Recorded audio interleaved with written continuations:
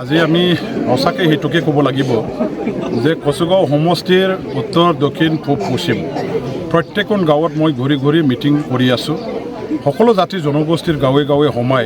ৰাইজৰ লগত মই আগন্তুক BTC ইলেকশ্যনৰ সম্পৰ্কে কথা পাতি আছোঁ আৰু প্ৰত্যেক জাতি জনগোষ্ঠীৰ প্ৰত্যেক শ্ৰেণীৰ মানুহবিলাকে স্পষ্টভাৱে তেখেতসকলে মত পোষণ কৰিছে। আগন্তুক BTC ইলেকশ্যনত তেখেতসকলে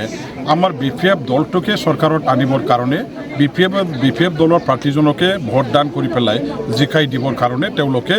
মানে কাম কৰিব। গতিকে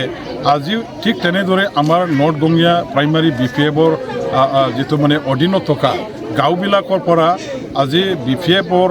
আমাৰ মিটিংখনত UPPL দল আৰু BJP দলৰ ভালেখিনি ছাপৰ্টাৰবিলাকে নিজৰ নিজৰ দল ত্যাগ কৰি তেওঁলোকে BPF দলত চামিল হৈছে আৰু তেনেকুৱা ধৰণৰ বহুত চামিল হ'ব লগা যোগদান কৰিব লগা আশা আছে। এই অঞ্চলত মানে কি কয় UPPL দলৰ যথেষ্ট মানে ভেটি আছিলে, কিন্তু এতিয়া UPPL দলৰ যিটো ভেটি সেইটো ওচন হৈ গ'ল। এতিয়া এটা গাঁৱত এজনো তেনেকুৱা UPPL দলৰ ছাপৰ্টাৰ নথকা গাঁও ভালেখিনি আপোনালোকে এই অঞ্চলত দেখা পাব, য'ত নেকি আগত BPF দলৰ তেনেকুৱা ষ্ট্ৰং মানে ছাপৰ্টাৰ বা তেনেকুৱা এটা বেছ নাছিল। কিন্তু এতিয়া পৰিৱৰ্তন আমাৰ হাগ্ৰামা মহিলাৰ দ্বাৰাই BTCত আনিবৰ কাৰণে সকলো জাতি জনগোষ্ঠীৰ অঞ্চলৰ ৰাইজে চিন্তা চৰ্চা কৰিছে, সিদ্ধান্ত লৈছে। এই হিচাপে ইয়াতো আমাৰ নৰ্থ গঙিয়া অঞ্চলৰ UPPL আৰু BJP কৰা মানুহবিলাকৰ মাজতো এটা ঢৌ আহিছে যে BJP কৰি একো লাভ নাই, UPPL কৰি একো লাভ নাই, তেওঁলোকে জিকিব নোৱাৰে। গতিকে জিকা কেণ্ডিডেট আৰু জিকা দলৰ লগত যোনে নেকি চৰকাৰ বনাবলৈ গৈ আছে এওঁলোকৰ লগত একেলগে থাকি পেলাই আমিও এতিয়াৰ পৰাই কাম কৰাটো মানে ভাল হ'ব বুলি তেওঁলোকে আমাৰ দলত আহিছে, যোগদান কৰিছে আৰু যোগদানৰ কাৰ্য সেইটো চলি থাকিব। UPPL দল এছে হওক তেওঁলোকে যেনেকুৱা ধৰণৰ ৰাজ্যক প্ৰতিশ্ৰুতি প্ৰদান কৰিছিলে যোৱা BTC ইলেকশ্যনৰ আগে ঘৰে ঘৰে চাকৰি দিয়া, ওৱান ভোট ওৱান জব, ঠিক তেনেদৰে মহিলাবিলাকক আমাৰ ছেল্ফ হেল্প গ্ৰুপৰ নামত ৭৫,০০০ কৰি পইচা দিয়াৰ কাৰণে যিখিনি প্ৰতিশ্ৰুতি আৰু অঞ্চলৰ আন্তঃগাঁথনি নিৰ্মাণৰ পৰা আৰম্ভ কৰি যোগাযোগৰ ব্যৱস্থা যিবিলাক উন্নত কৰিবৰ কাৰণে তেওঁলোকে এটা পৰিকল্পনা সহকাৰে কাম কৰিবৰ কাৰণে প্ৰতিশ্ৰুতি প্ৰদান কৰিছিলে। ক'বলৈ গ'লে আজি আমাৰ UPPLৰ নেতৃত্বাধীন চৰকাৰৰ আমোলত এটাও এইবিলাক পূৰণ হোৱাটো দেখিবলৈ পোৱা নাই। ৰাইজে বহুত সজাগ হৈছে, ৰাইজে কোনে কেনেকুৱা ধৰণৰ শাসন চলাইছে, কেনেকুৱা ধৰণৰ শাসনৰ গাদীত থাকি পেলাই কাম কৰিছে ইয়াৰ ওপৰত পৰ্যবেক্ষণ কৰি থাকে। আৰু শেষত তেখেতসকলৰ এটাই মানে মত আজি দেখিবলৈ মই পাইছোঁ বা আমি পাইছোঁ যে 40টা সমষ্টিত এতিয়া যিমান BTCৰ জনগণও আছে তেওঁলোকে UPPLৰ নেতৃত্বাধীন চৰকাৰৰ প্ৰতি মহভংগ হৈছে আৰু তেওঁলোকৰ চৰকাৰৰ প্ৰতি আস্থা বিশ্বাস হেৰুৱাইছে। গতিকে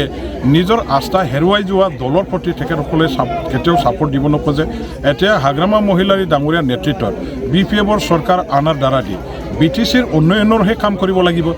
ৰাজনীতি কৰাৰ নামত মিনিংলেছ এটা একো ফল নোপোৱা ৰাজনীতি কৰি পেলাই সময় জীৱন ইয়াৰ মানে ৰিচোৰ্চেছ নষ্ট কৰি ল'বলৈ ৰাইজে আগ্ৰহী নহয়। গতিকে ৰাজনীতি কৰাৰ নামত সফলতাটো ৰাইজে বিচাৰিছে, ৰাজনীতিৰ জৰিয়তে নিজৰ আৰু সমাজৰ উন্নয়ন হোৱাটো বিচাৰিছে, ৰাষ্ট্ৰ নিৰ্মাণৰ কাম যাতে মানে ৰাজনীতি দলত থাকি পেলাই কৰিব পৰা যায় এইবিলাক ৰাইজে BPFৰ দ্বাৰা দিহে সম্ভৱ হ'ব বুলি ভাবি পেলাই এই মুহূৰ্তত এতিয়া UPPL দলটো ত্যাগ কৰিছে, BJP দলটো ত্যাগ কৰিছে আৰু তেওঁলোকৰ ভেটি কহি গৈছে আৰু BPFৰ শক্তি বাঢ়ি গৈছে। এই হিচাপে এতিয়া BPF দল সবচে শক্তিশালী চৰকাৰ গঠন কৰিব পৰা BTC অঞ্চলৰ ৰাইজৰ দল হৈ গ'ল। BPF দলটো জাম্বা বুলি কোৱাৰ লগে লগে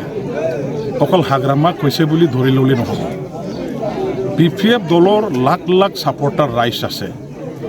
লাখ লাখ তেনেকুৱা ধৰণৰ শুভাকাংক্ষীসকল আছে, যিসকল আজি কোনোবা লেকচাৰাৰ কৰা, যিসকল কোনোবা প্ৰফেচাৰ কৰা, যিসকল কোনোবা মানে ACS অফিচাৰ হোৱা, যিসকল কোনোবা IPS অফিচাৰ হোৱা, এইবিলাক কি গোটেইবিলাক জাম্বা হয় নেকি? তেখেতসকলকো জাম্বা বুলি ক'ব বিচাৰিছে নেকি? আৰু ৰঞ্জিত বসুমতাৰী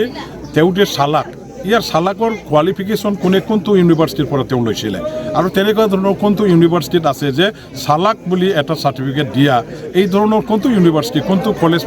ক'ত আছে, এইবিলাক ইনষ্টিটিউশ্যন ক'ত আছে? তে ৰঞ্জিত বসুমতাৰীয়ে এজন শিক্ষিত ব্যক্তি হিচাপে তেনেকুৱা ধৰণৰ কথা কৈ পেলাই তেখেতে নিজকে মানে জনমানসত এজন মানে কি কয় এইবিলাক মানে জ্ঞানী ব্যক্তি বুলি ৰাইজে যিটো ভাবিছিল সি যে এজন জ্ঞানী ব্যক্তি নহয় সেইটো নিজে প্ৰমাণ কৰি ল'ব নালাগে আৰু ৰঞ্জিত বসুমতাৰীয়ে ক'ত কেতিয়া কেনেকুৱা ধৰণৰ কথা কয় সেইবিলাক ৰাইজে কিন্তু আজিৰ কথা নহয় বহু দিনৰ পৰাই অবজাৰ্ভ কৰি আহিছে সেই নেতাজন আচলতে নেতাৰ যিটো কোৱালিটি নেতাৰ যিটো মানে কি কয় ষ্টেটাছ যথেষ্ট তেখেতে লাঘৱ কৰিছে